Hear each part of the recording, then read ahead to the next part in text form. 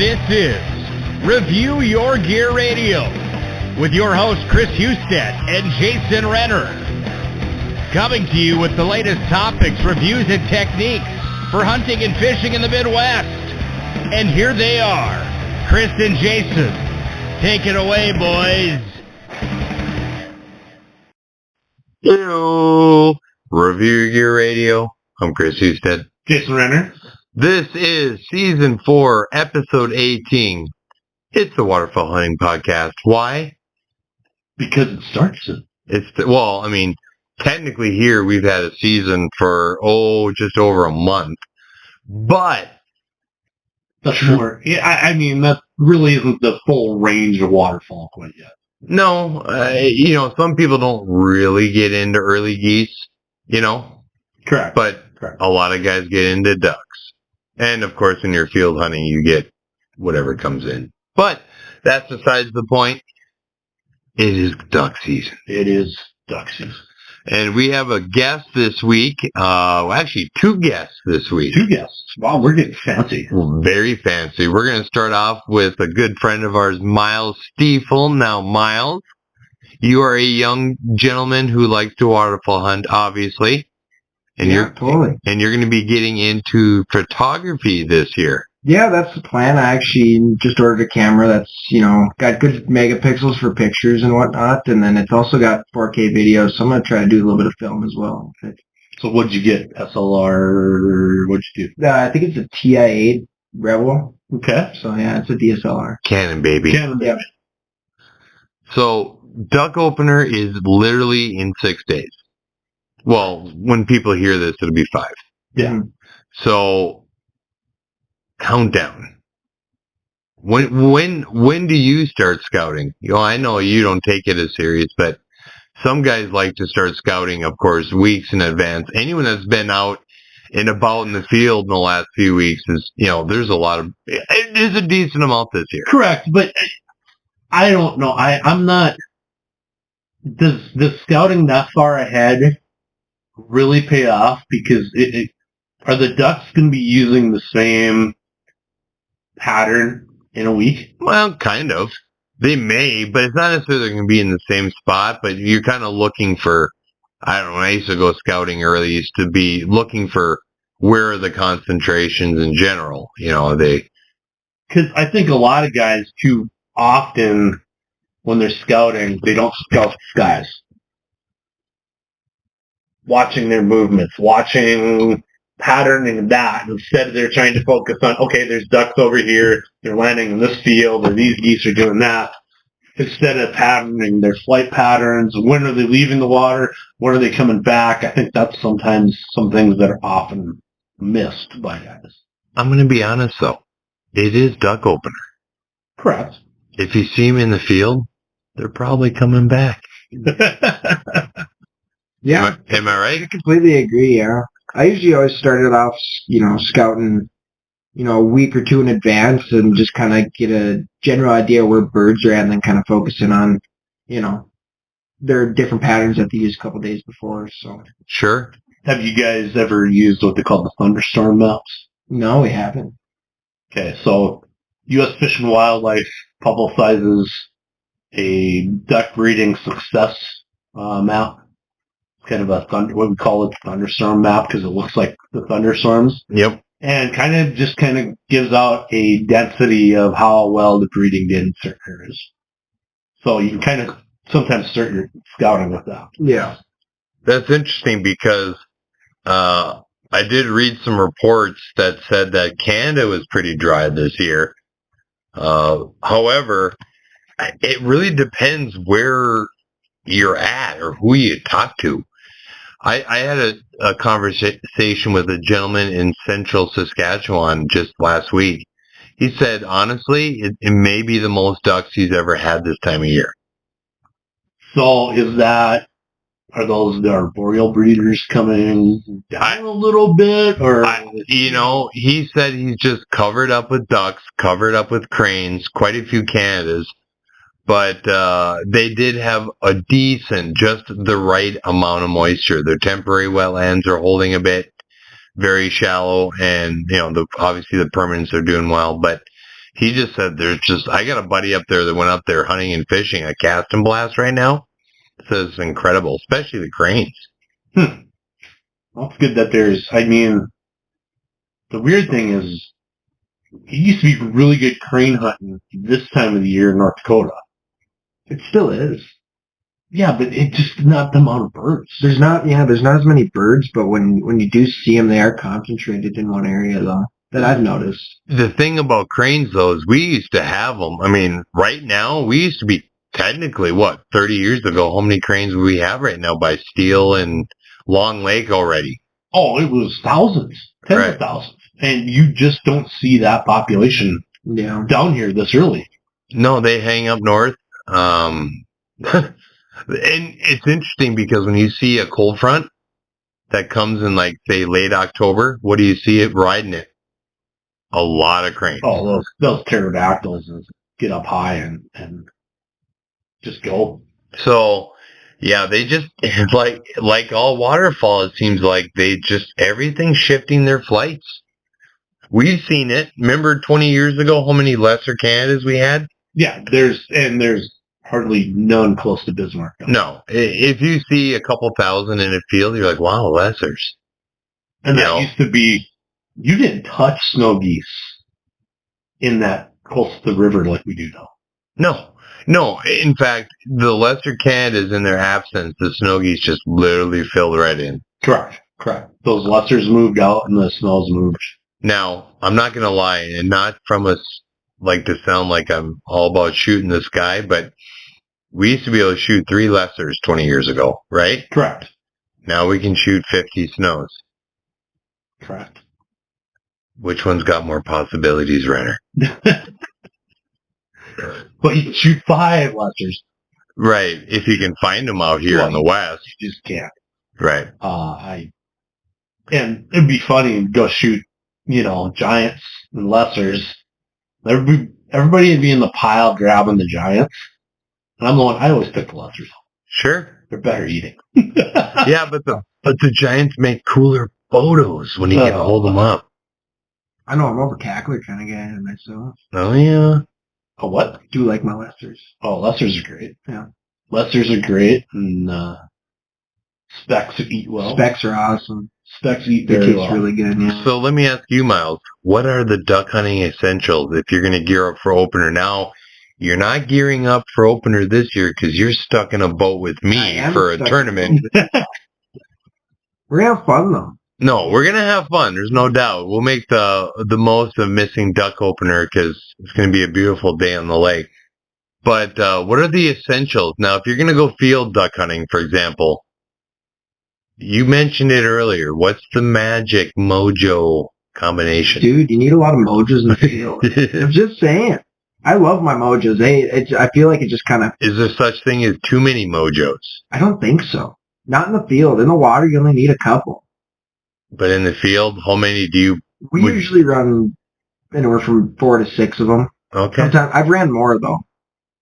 And you've noticed a big difference the more you run? It just depends on the type of birds, I guess. And are you running them full time or are you doing intermittent? Intermittent. Yeah.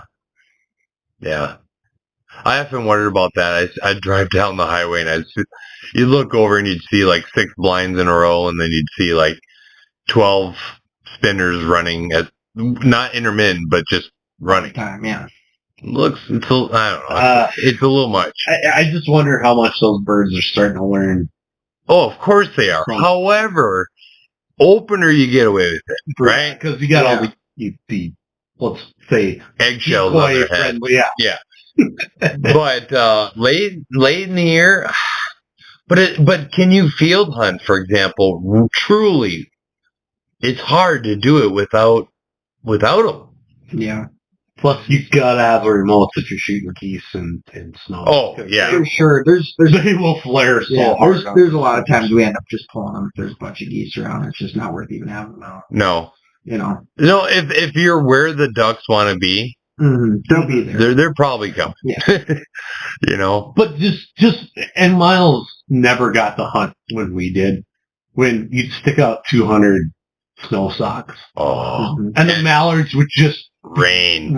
I mean, they see that spread for miles, and they would just pile into it. And the funny thing is you'd shoot at them, they'd go out, mill out, and then they'd suck right back. Yeah. We used to go, since I grew up in Fargo when I was young, we'd throw out a few hundred snow stalks around Valley City. I swear there wasn't a snow goose in the state, but we'd throw out a few hundred snow stalks, and we shot our ducks, no problem. Yeah, they just something about them. But that was back then. However, I'm gonna say I'm not saying it's the full reason. I think spring snow goose hunting has caused the ducks to see so many hunters in snow spreads. They don't tell me. Do you think they work the same like they used to on snow spreads? No. No. I mean, because it's hard to get ducks in the snow spread. So. Remember, it used to be the opposite, Yeah. but now it's different. So they get conditioned. There's no doubt about it. Do you remember though, back in the day? This is a little bit for your time, Miles. When Mojo's first came out, and you'd turn it on, and what was amazing is how many ducks were moving in the stratosphere that you didn't even realize it. However, they would see that spinning and they'd come down. Yeah, it would rain, literally rain ducks from way up. And I mean, and not everybody was using them. And if you were in a heavy hunted area and you had them and nobody else did, it was just like nobody shoot around you because they'd all suck into that. Yeah. And it wasn't even like we had multiple. It was like one. Right. And I remember my first one, you had to buy a goose shell for it, or a duck shell for it, field shell. Okay. Like drill holes in it for the motor to come out of it. And it ran on batteries. That's the first ones. Sure. That kind of came out before they came out with the integrated stuff. I think about a year or two later, Right. like Mojo came out with that and stuff like that. But it was just, it was pretty basic. But I mean, when you had it first, it worked really well. Right. Yeah. Right. Yeah. Too young to know this. That's what happens when you hang out with two old farts. Yeah. For sure. Yeah, you got to hear all the back in our days. Back in our day. Uphill both ways. So, when to hunt water versus fields? Now, I wrote an article on this way back in Nodak Outdoors days, and I still think I'd carried over a 2.0 version here on Review Your Gear in the articles. Essentially, the times that we would hunt water is when they're using it as like a transition slough. Right. Call it thicket pond. Okay. You know, because that's okay, they're feeding over here, but there's this little shallow water slough where they're coming back and forth to for that water, that drink of water while they eat. And that's, if people don't know, that's what I called it, a thicket pond. I don't know if we called it a transition slough. Yeah. But we obviously if you stay off the roost, correct, get them on the X when they're feeding, or get them in the transition slough. After you're done, they head back to the roost. But that's a whole other story. But that's the time I like to hunt water. Shallow stuff. We had a thicket pond one year, and we limited it out. And I don't ever usually hunt the same water 2 days in a row. I don't like to. That year we hunted it, and it was stupid both days. Yeah. I don't know how to explain it. I usually when you bust up a water, but because it was a thicket pond, because they're coming back and forth, right? They really didn't affect, except for they were feeding in that same field. Yeah, we had the same thing with like back a couple of years ago when we had all that flooded corn and stuff. Mm-hmm. It was stupid how many birds we shot in flooded fields between corn, beans, and sunflowers. It was crazy. Flooded beans and corn that's like a perfect 1-2 punch. You got the food, you got the water, and it's shallow. I mean, it's something I used to always say that when you get mallards in a dry field, they chuckle. That's it. I never rarely, I should say never, but I rarely can remember a time where I heard a lot of noisy ducks in a dry field. Mm-hmm. You put a half inch of water in that bad boy, they won't shut up. Those hens are squawking. Yeah. It's just, but when they're feeding in a field, I don't know if they're just nervous, about maybe coyotes or just drawing attention. Mm-hmm. They're usually pretty quiet. That's why a lot of times I see guys highballing at ducks as they're flying around the field. It's like, come on, guys. Yeah, I'm like, yeah. It doesn't necessarily work. And even if you're in the slough, if you're highballing them, tail feathers and you got to hit them on the highball of tail feathers, because otherwise they're gonna. I mean, they can tell where that sound's coming from so well. Right. Let's take one moment away from Waterfowl and have some tales from the Chub Tank. From the Chub Tank. So we did the Chub Trap Challenge. Now say Creek Chub Trap Challenge 5 times fast. That's not easy. No. But we did it, remember, 2 years ago in the spring. Sure. And it was a bust because it's too early. And I got a donut. So today we got 11 in the trap. You should have had a tiebreaker. Well, I was thinking about throwing another trap for a tiebreaker, but I was in kind of spotty internet the way it was. I didn't want to spend. I was out there chubbing. I wasn't really. In other words, the 3 people that picked 11, they're all going to get 2 crankbaits from Dakota. I mean, I'm not going to make. It's kind of hard to flip a coin 3 ways, Jason. So we're just going to make it simple. Everyone will get it. But we did, fishing wise, we had good fishing. Miles was out there today. What do you think we put? Dude, I think we have 100. No, we had a Hold on. You played hockey. Yeah. You went to Legacy. Yeah. Probably 80. Probably. I heard those Legacy hockey players. Yeah, it could be 65. Who knows? Yeah. But no, we there's a lot in there. There's quite a few in there. We threw a couple traps, one each, and we had some good in the traps. What our biggest pull was 17 today. Yeah. We had one trap pulled 17. One, we had no. And you guys spent some time up there. I mean, the trap. So yeah, we actually in the end were only running them about a half hour. Okay, and still pulling pretty decent amounts. We were when the sun got high, even though it was kind of cooler out. They really go into the cattails and the high, tall grass and the shade. Yeah. They're not out in the open. Typically, the little ones are. Yeah. But the big ones, they're ambushed. They hide in the shades. And yeah. A lot of really little this year. Yeah. But that's good. We got all sizes. Yeah. But we don't normally. I mean, we haven't hit this creek hard this year. We've only fished it a couple times. So there's only a couple times we really needed a good amount of chubs. Today we were going for 75 just to have enough for the tournament and pre-fishing a little bit. But now we have enough to really pre-fish with them a bit. So do some weird things with them, I think. Yeah, we can make it happen. Keep your personal relationship. We do get excited about chubs, though, Jason. I don't think you... So I have a question for you, Mr. Renner. Is there anything tougher in the waterfowl world than snow geese? To decoy? Yes. I think to fool them in close. Because you're not dealing with as big a groups, but probably better eyes. I know what you're going to. Yeah, I figure you're going to say cranes. The guys that, and I'm not one.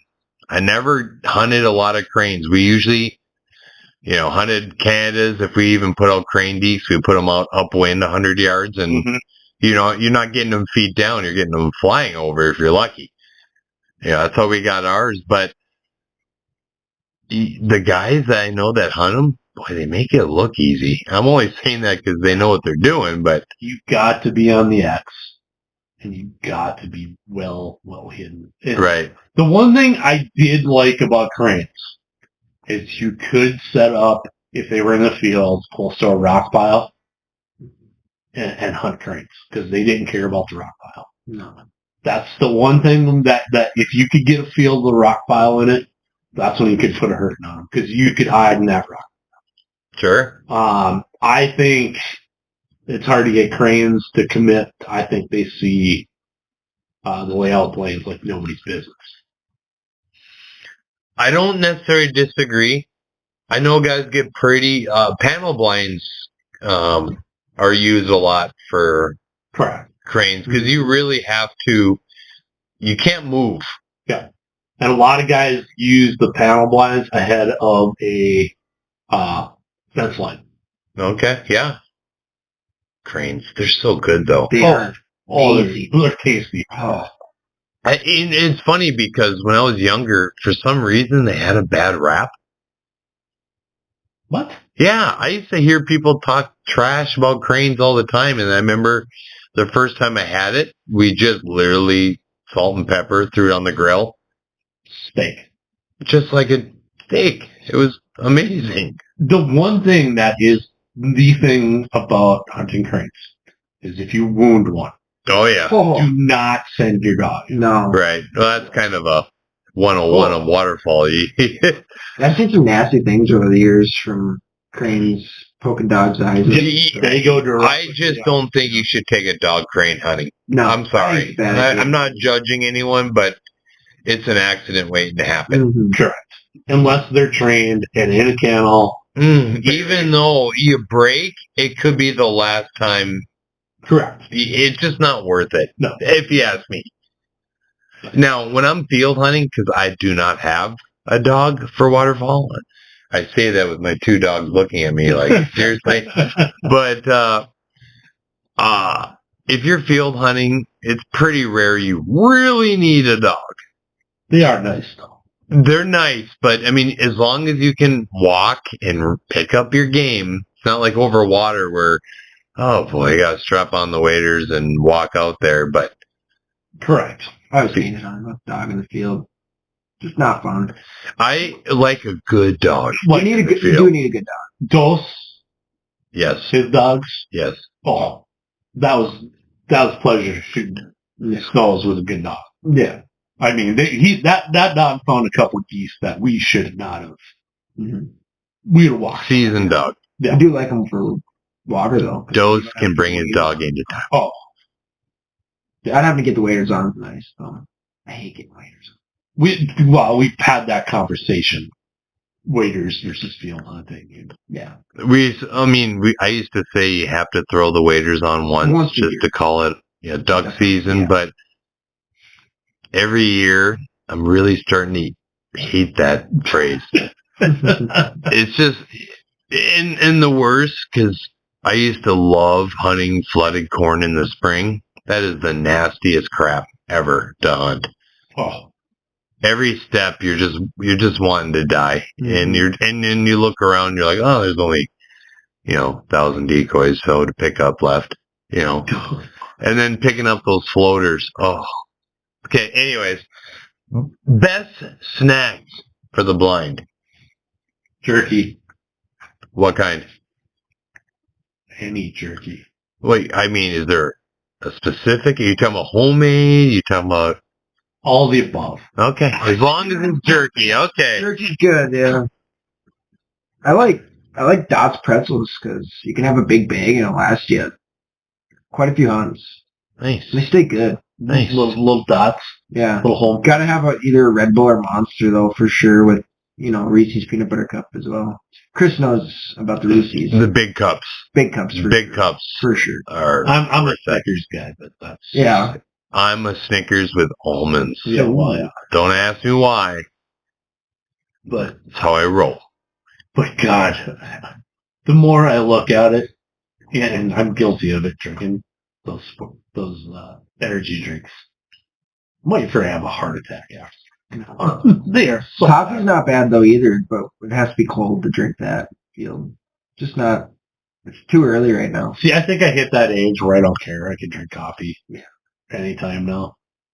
I'm officially old. You can drink it like after supper, and Yeah, and it doesn't affect me. you can have it with cake or pie. With pie. Oh, you're getting old. Oh, but I think it's time to take a break, sir. Yeah, we need a break. Miles, Thanks, guys. it's been a pleasure, sir. Yeah. Thank you. We're gonna get you some good waterfall Footage. photo photography opportunities, especially when those darn snow geese get Oh, here. I can't wait. Those tornadoes, man. No promises of my ugly face breaking your lens and stuff. That's all right.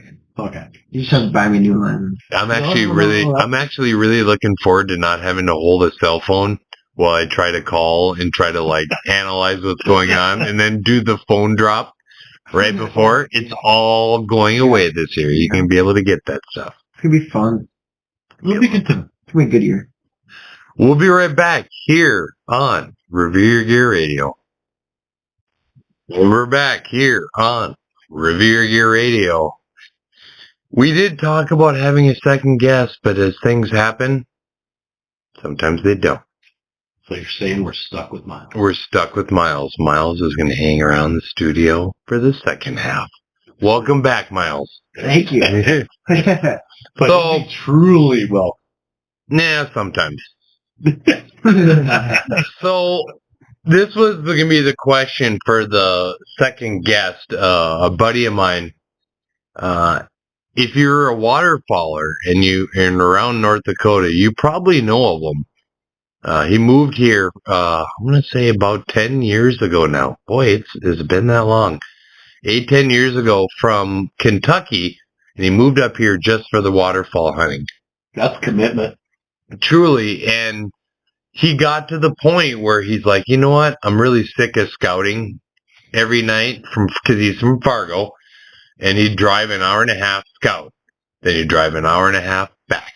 Then you drive an hour and a half out to hunt. And then you drive an hour. You get where I'm getting at. Yeah. So he got sick of all the driving, and he leased up a giant pond and tricked it out, for a lack of a better word. And he's got one of the sickest duck blinds. I mean, I don't know how many. That's why I wanted to ask him, how many floaters does he have out so far? I'd say he's probably got at least a few hundred Canada floaters, and definitely hundreds of Canada and duck floaters. Yeah. And he's still adding 250 snows. Whew. Floaters. So, Thank God you don't have to pick. and he has a pontoon that he converted. He converted a pontoon into a duck blind.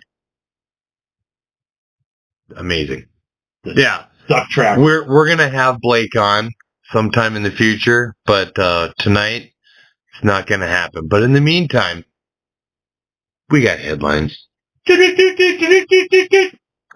the feds decided to reverse the waterfowl importation on birds.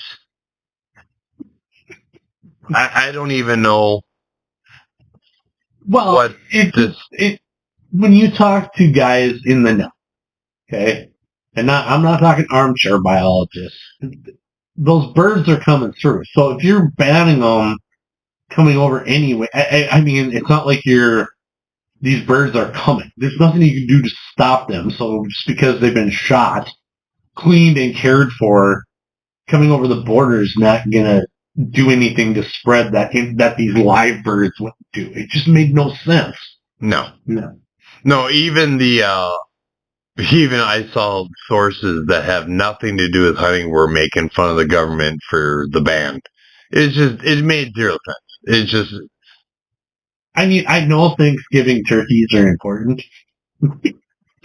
but they banned it on September 2nd. I know, but it was like to protect the poultry population in the United States. Yeah, I get that, but why did they do it on the 2nd of September? Why didn't they put some thought into it? And I don't know. It just doesn't make sense. And now,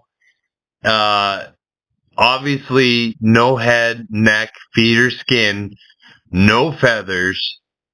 Carcasses must be rinsed. No signs of blood. So they got to be soaked in water. Right, that's the tough part, because, I mean, anyone that knows what a shot goose looks like, it's pretty bloody. And then carcasses must be chilled or frozen, which makes sense because are you gonna have them hot? I don't know. Just doesn't make sense. Well, who knows? So Jason loves this headline. North Dakota getting serious on Mergansers. I don't know. This is just, Well, we're talking about North Dakota, the hunting season, but it's important to note that this year the Game and Fish combined the Merganser bag limit into the duck bag limit. It's no longer separated, Mr. Ranner. So I'm going to ask both of you, how many Mergansers have you shot in your waterfowl career? I got one getting mounted right now, actually. Ooh, look at the fancy pants over there. What, did you shoot a hooded one, a nice one? It was a really nice one. I'm a big fat donut over here. Yeah. I'm not too big of a fan of them, but they are kind of a bonus. Well, they're pretty cool looking, but yeah, you might as well mount it because you're not going to eat it. No, they don't. I'm not. I don't want to disrespect it, but it's a fishy bird. But no pun intended. I did with guys that like to shoot coots and cook them. Really? Yes. They're from neighboring states, but they. Hey, if you want to shoot them and eat them, more power to you. You got plenty of them out there. Yeah. What's the limit on coot? 15? I think it's 20. Ooh. But waterfowl as a whole in North Dakota is pretty well. I spoke to a biologist in South Dakota. Of course, they're really dry. He said they did not nest a lot of ducks in South Dakota this year. I mean, that usually doesn't affect us up here in North Dakota because none of those birds. Well, you'd be surprised how many molt migrate. But don't most of those drakes that molt migrate, don't they head up to Canada? Yes, I believe so. Yeah. I mean, so they got to come back through. Yeah. But, I mean, but usually what happens with those drakes is they breed. And they're gone. They're gone. Right. So many jokes I can know.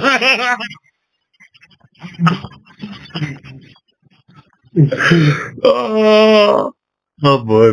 Let's move on before I get in trouble.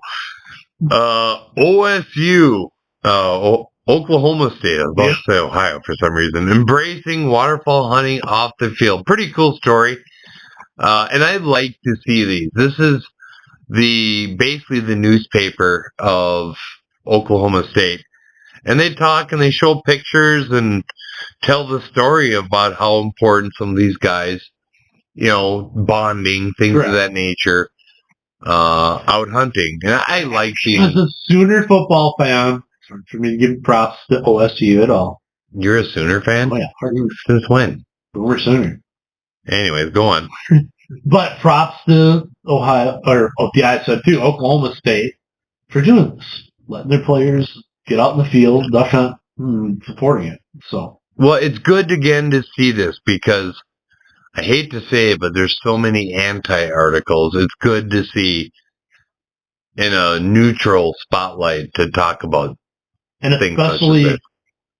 I mean, we kind of seen it with the Austin, that's college town, that's Texas, is these Texas, even in very hunting areas, those colleges usually kind of have that anti-hunting rhetoric to it.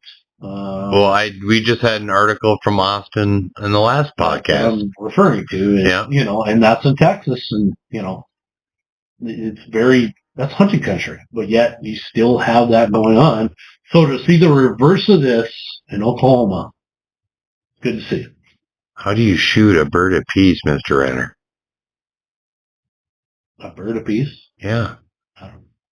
You gotta give it a lead. I was thinking, You're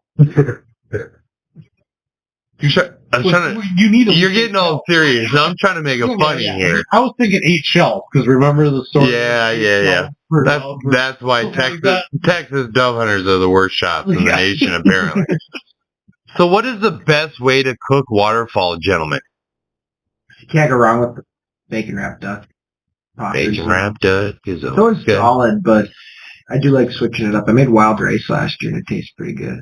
Nice. Second wild rice. Yeah, it was pretty tasty. If I get some good mallards, I don't like plucking ducks much, but if I get a good fatty mallard, pluck them, stuff them with oranges and apples, and then glaze them with like a maple brown sugar. Bake them. Sounds Getting serious. yeah.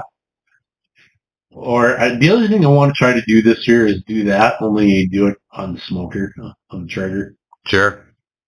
I remember one time at duck camp in my house in Turtle Lake, I had a buddy took the time to pluck a goose, stuffed it, he wrapped it in bacon, the whole thing. Like I mean, he went all out. He spent like an hour and a half in this goose, stuck in the fridge, had it glazed, it was just for everything. Just he was so excited. Put it in the fridge, started the oven. Or no, we went out to the bar. Anyways, the point is we went to the bar for a while, came back later, the fridge went out. Oh, wah, wah, wah. The one time the fridge went out, it went out, and we had to throw his goose out. It was so disappointing. So disappointing. But, yeah, the bacon wrap is, I used to say it's kind of like training wheels for ducks, because if you wrap bacon around duck, I don't care what you stuff with the duck. I'm a jalapeno, water chestnut, and cream cheese guy, but when the bacon's cooked, you know the duck is ready, and it's about medium rare to medium. Yeah. Yeah. It's pretty close in there. And so that's why I think bacon wrapped it is bacon. Come on. Bacon. I mean, you could. The other thing that I really started liking was we'll brine a breast up of like a big goose and shoot it, Mm-hmm. brine it, then put like almost like a pastrami mixture on the outside of it and smoke it. Almost make like a goose pastrami out of it. We did that a couple times. It was pretty good. Yeah. We would go up to Canada. We would smoke it in with. Now I'm not a smoker, but my buddy would bring it up and would smoke it. I believe with mesquite wood, and it almost had like a brisket flavor to the goose. Get anything under mesquite. We would bring that a bag of like a gallon Ziploc bag of chopped up goose that was smoked. We'd bring in the bar and with a bottle of barbecue sauce. Oh yeah, it's gone. Gone. Yeah. I mean, all the locals just ate it. Where can we get more of that? Plenty more where that came from. It's amazing how much you treat waterfowl like beef, and it tastes like beef. Yeah. Yeah, just don't overcook it. Make a lot of jerky too, just for snacks and stuff. I think I overdid jerky in my younger days. I used to make it out of the dehydrator or even the oven. I think I overdid it. It's tough to do jerky now.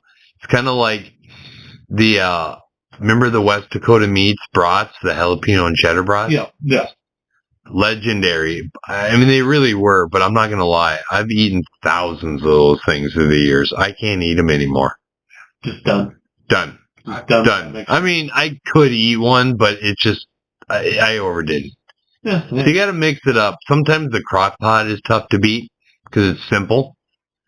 We used to just slice up Canada's or any waterfowl, just stick barbecue sauce in it, stick it on low, go hunting, come back, stir it a little bit, it's ready. Yeah. I like taking goose breast in the crock pot, but I cheat. I go get big boy gravy. Ooh. And just cook that in the crock pot, slow on that gravy. I'm sure that's really good. Yeah. I experimented with a few things this year. Made some summer sausage. Thanks. It's pretty good. I think I brought some with that day we fishing last year. It's pretty good. Yep. And some ring sausage, obviously snack sticks, stuff like that. So I love ring sausage from 3BE that one year. The snow goose strip style. Yeah. Yeah. Even their jerky's pretty good. Yeah. No, it's all good. It's just you gotta get kind of creative. I like to do commercially because if you're having a week of really good waterfowl hunting, it adds up quick. Oh yeah. Oh, for sure. Especially those snow geese. So I like to bring them in pretty much right away. Just get them done, especially if you can get them in right before deer opener.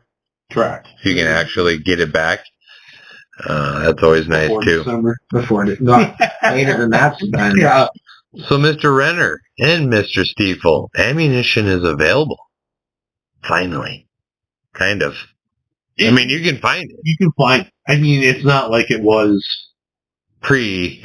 Yeah. I mean, it's kind of nice to walk in there and actually, oh, hey, I can actually pick up the shells I want. Yeah. What about like the 22 and 17 shells? How are those doing? I never find started to see 22 shells, started seeing 17. Really? Yeah, I haven't seen 17s for a few You years know, now. some deer calibers are starting to, to show up and stuff. Finally seen some 7MMs, and some 243s. Still, I haven't seen a whole lot of 30-06 yet. Really? I don't know if those are just getting scooped up faster and I'm seeing them, but it's nice to see some ammunition. Definitely. Mm-hmm. And are choke tubes, custom choke tubes necessary? I'm asking you guys because I'm debating on getting some and using my over and under for a little bit of waterfowl hunting this year. Smart man. Instead of using, I do have the choke that I have a flush mounted Carlson's in my my regular shotgun, but I'm thinking about pulling the trigger on some ported Carlson's for the over and under. I've been using the same choke tubes for maybe 20 years or so. The gentleman out of Fargo no longer makes them. He basically, and I'm not going to talk like I know exactly what it was, but it was like he started with a Carlson's choke tube and did something to it. All I know is in my Berettas, I swear by him. Now, it's a very short shot string, and it's a tight pattern, meaning it's not very forgiving. But if you hit the bird, it falls. You know what I mean? So that's where I think having a good choke tube, because I feel at the end of the day it involves less cripples. So is it in a medium range that you have it modified type thing? It's almost a full. Almost a full. Almost. I use it. Is it an approved modified? I'll tell you this. Getting fancy. Yeah, getting fancy. Yeah. He told me what loads to use. He used Federal Blue Box 3-inch. The 1400 is just now 1450, but it was a slower load, the 1 1/4, not the 1 1/8. So if I use the 1 1/4 2s or BBs, Federal Blue Box, I have all the confidence in the world. In fact, I literally all I do is buy cases of double B in that, and I shoot it for everything. Now, if I have a duck come in, I let it get away, of course, a bit before I pull the trigger, but yeah, it falls, and that's what matters. He's the guy that when we had Nintendo stuck to. Did you know this is most people do not know this. Did you know in Nintendo Duck Hunt, while you're using the gun, the other controller could control the duck? Yeah, I did it all the time. Nobody I knew that. None of my